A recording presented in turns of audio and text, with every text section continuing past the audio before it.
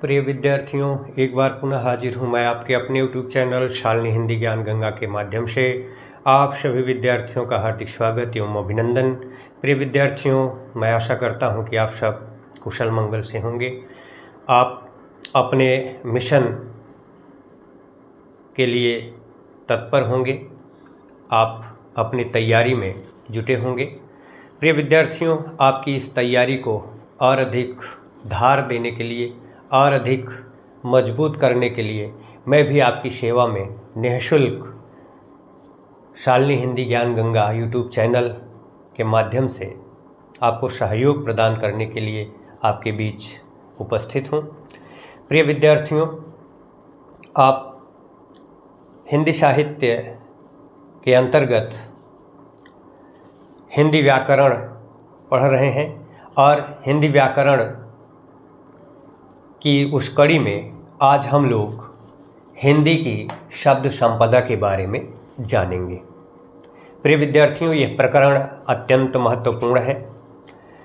परीक्षा में इस प्रकरण से ढेर सारे प्रश्न पूछे जाते हैं, चाहे आप टीजीटी की परीक्षा देने जा रहे हों या ईएलटी की परीक्षा देने जा रहे हों या पीजीटी की परीक्षा, टीजीटी की परीक्षा या TET, super TET, UP police या नेट की परीक्षा देने जा रहे हों, तो उन सभी परीक्षाओं में और उनसे अतिरिक्त आरओ, एआरओ या यूपीएससी की जो परीक्षाएं होती हैं, उन सब में यहाँ से निश्चित ही प्रश्न बनाए जाते हैं और स्तरीय प्रश्न जो इस प्रकरण से परीक्षा में सम्मिलित किए जाते हैं, अगर आप मेरे चैनल के माध्यम से ज्ञानार्जन करेंगे तो मुझे पूर्ण आशा ही नहीं विश्वास है कि आपको इसका लाभ अवश्य मिलेगा। तो प्रिय विद्यार्थियों, बिना किसी विलंब के मैं शुरू करता हूं आज का शिक्षण। हिंदी की शब्द संपदा। प्रिय विद्यार्थियों, संपदा का मतलब होता है खजाना से,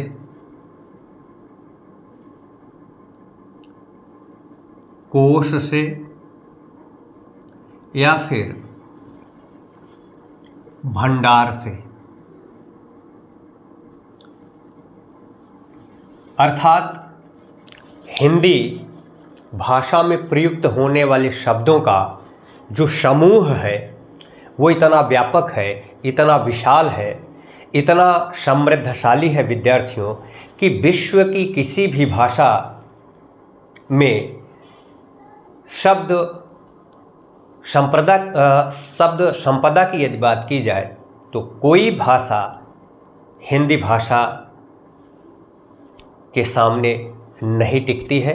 अर्थात विश्व में जितनी अधिक समृद्धशाली हिंदी भाषा की शब्द संपदा है, उतना और किसी भी देश की किसी भी भाषा में उतनी अधिक शब्द संपदा नहीं है, उतने अधिक शब्दों का प्रयोग नहीं होता है जितना हिंदी भाषा में विभिन्न भाषाओं के शब्दों का प्रयोग मिलता है। यानी हिंदी की जो शब्द संपदा है, जो शब्द भंडार है, इसमें हिंदी के साथ साथ विद्यार्थियों ढेर सारे भाषाओं के शब्द सहज ही मिलते हैं और जिनका व्यवहारिक जीवन में भी प्रयोग होता है, साहित्यिक दृष्टि से प्रयोग होता है। तो प्रिय विद्यार्थियों, आइए समझते हैं एक एक करके कि हिंदी की शब्द संपदा में किन किन भाषाओं के किन किन शब्दों का योग है। पहले समझते हैं शब्द क्या है। शब्द के बारे में जानते हैं। ध्वनियों का वह समूह शब्द कहलाता है जिसका कोई विशेष अर्थ हो। यानी जो ध्वनियाँ हैं, जो वर्णमाला के वर्ण या अक्षर हैं, उनके योग से शब्दों का निर्माण होता है। दो या दो से अधिक वर्णों के मेल से निर्मित जो भी समूह होता है उसे विद्यार्थियों शब्द कहा जाता है। जैसे घ और र के योग से घर बनता है। घर एक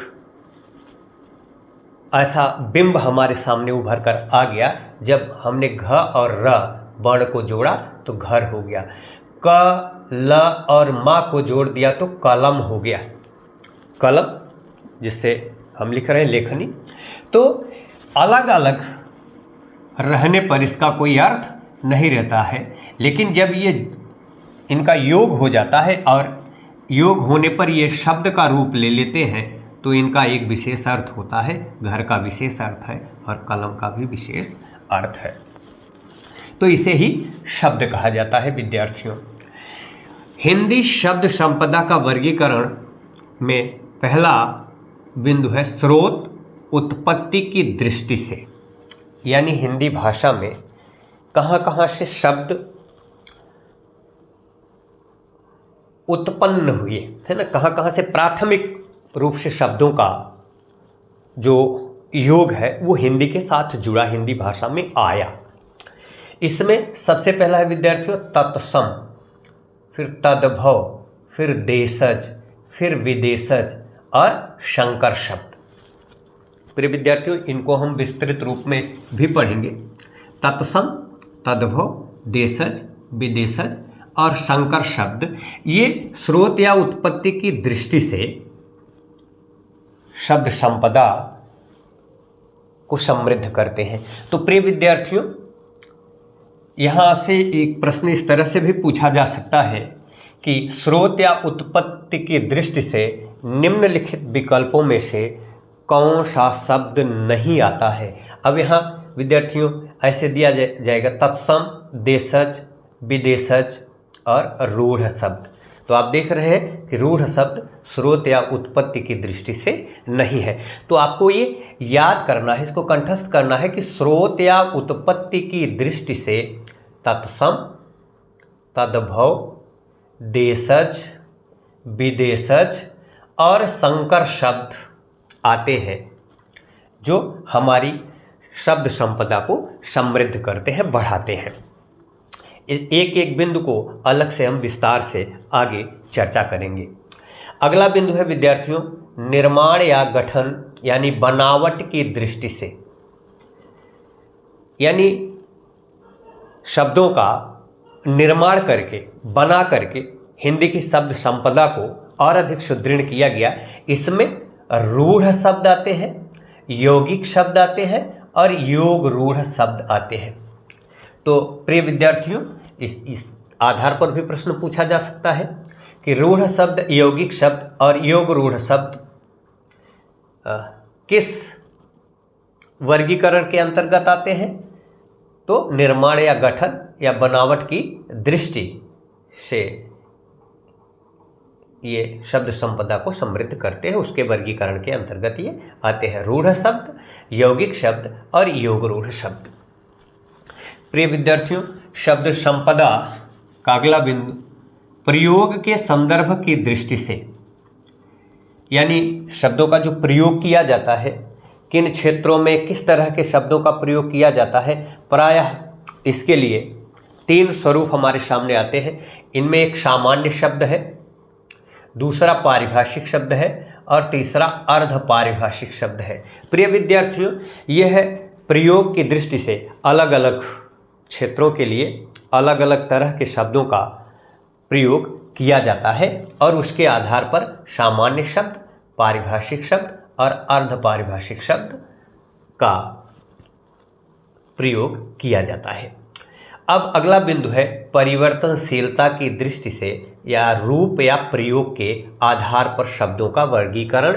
प्रिय विद्यार्थियों, इसके अंतर्गत आप देख रहे हैं विकारी शब्द है और अविकारी शब्द है।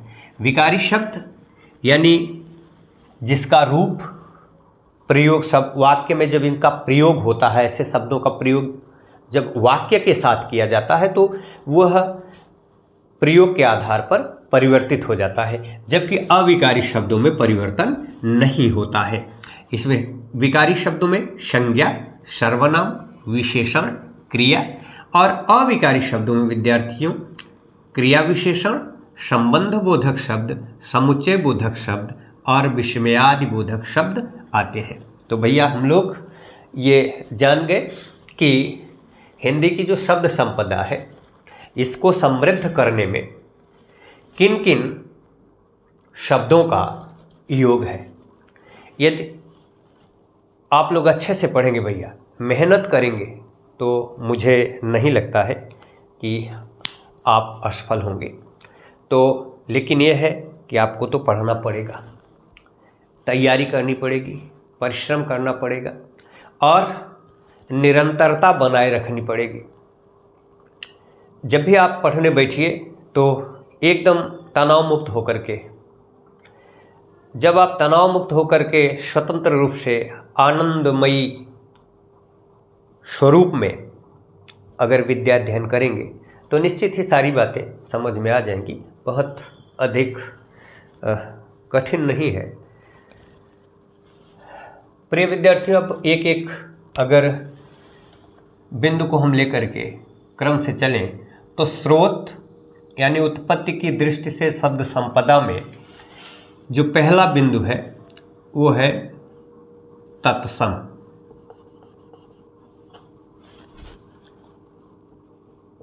तत्सम। प्रिय विद्यार्थियों, तत्सम, तत् और सम दो शब्दों के योग से निर्मित है, जिसमें तत् का अर्थ है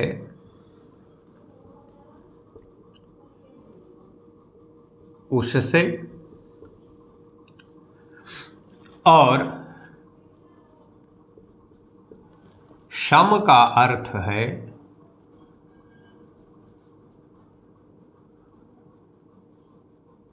उसके। तत् का अर्थ है उसके, उससे नहीं, उसके, क्षमा चाहते हैं विद्यार्थियों। निर्मित है जिससे तत् का अर्थ है उसके तथा सम का अर्थ है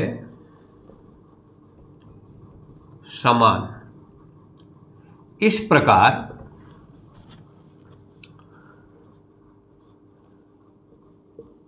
तत्सम शब्द ऐसे शब्दों को कहा जाता है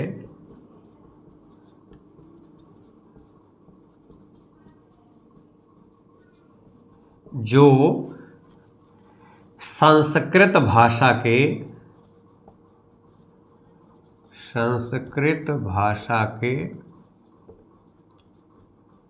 शब्दों के समान हैं या संस्कृत भाषा के शब्द हैं।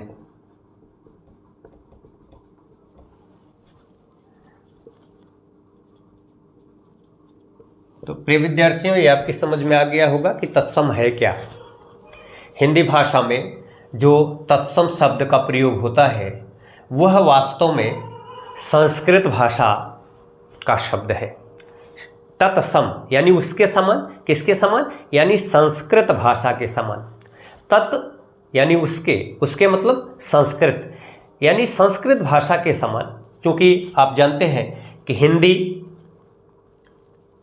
भले ही अपभ्रंशों से जन्म लिया है, लेकिन हिंदी की आदि जननी अगर कहा जाता है तो संस्कृत को कहा जाता है, संस्कृत भाषा को कहा जाता है।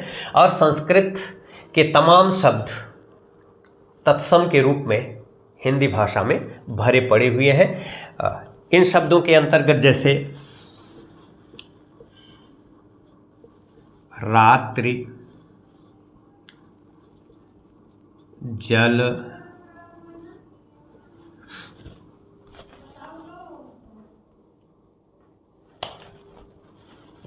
चक्षु,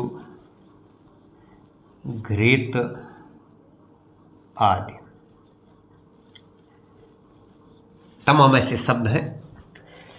इसकी चर्चा हम किसी एक वीडियो में, जब तत्सम और तद्भव अक्सर परीक्षा में पूछा जाता है कि कौन सा शब्द तत्सम है, कौन सा शब्द तद्भव है, तो इसको हम विस्तार पूर्वक तत्सम और तद्भव की चर्चा, जो महत्वपूर्ण शब्द हैं तत्सम के और जो महत्वपूर्ण तद्भव के शब्द हैं, इनको हम एक अलग अलग वीडियो में लेकर आपके लिए आएंगे, ताकि आपको परीक्षा में आसानी हो सके। परीक्षा में आपको ये तमाम जो सवाल इनसे संदर्भित पूछे जाते हैं, आप इनके सही जवाब दे सकें तमाम सवालों के।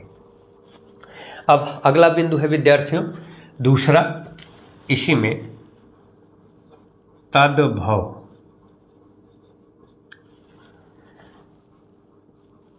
यह भी तत् धन भव दो शब्दों के योग से बना है, दो शब्दों के योग से बना है, जिसमें तत् का अर्थ उससे और भाव का अर्थ उत्पन्न होने से है। इस प्रकार हम कह सकते हैं कि वे शब्द जिनकी उत्पत्ति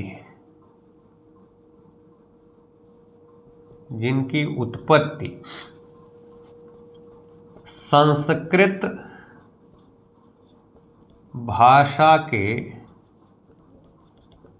शब्दों से हुई है, वे शब्द तद्भव कहलाते हैं।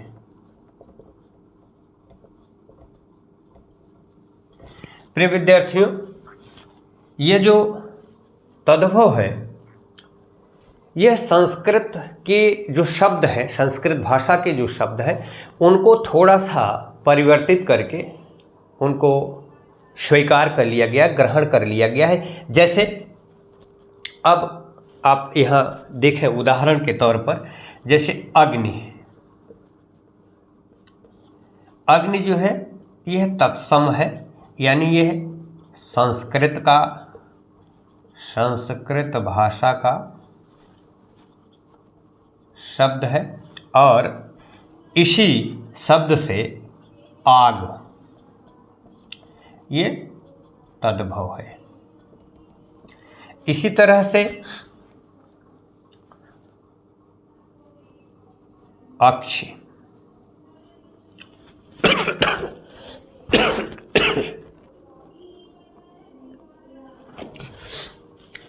ये तत्सम है,